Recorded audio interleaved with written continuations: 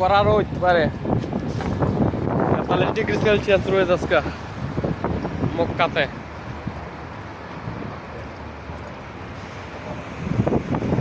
Sunglass ছাড়া তাকানো যায় না বাইরে, এত রোদ আজকে।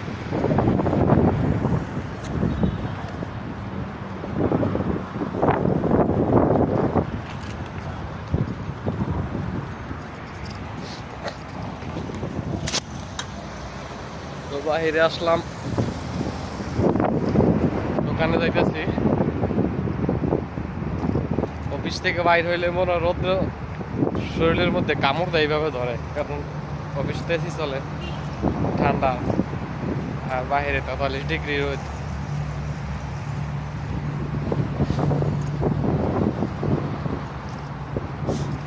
সময় এখন দুপুর 1:30 বাজে।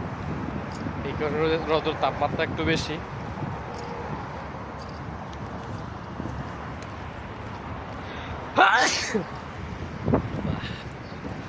ভয়ঙ্কর অবস্থা।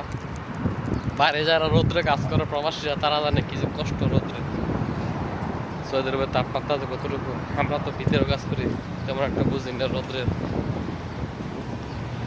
এই 43 ডিগ্রি 45 ডিগ্রি রোদ্রের মধ্যে যারা মরুভূমিতে কাজ করে, অথবা রাস্তায় কাজ করে, বা কনস্ট্রাকশনে কাজ করে, তারা বুঝে সৌদি আরবের রোদ কষ্ট কিরকম।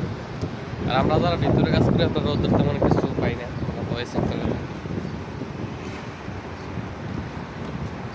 যারা কনস্ট্রাকশনে কাজ করবেন সৌদি আরব আইসা খোলা মাঠে মরুভূমিতে, তারা বুঝে শুনে আসবেন এই রোদ্রের তাপমাত্রায় টিকতে পারবেন কিনা।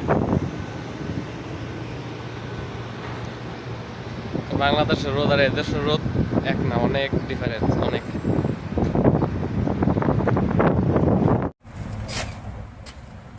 এই রোদ্রের মধ্যে তুমি একটা করে দিতেছ, আহারে কি একটা কষ্ট।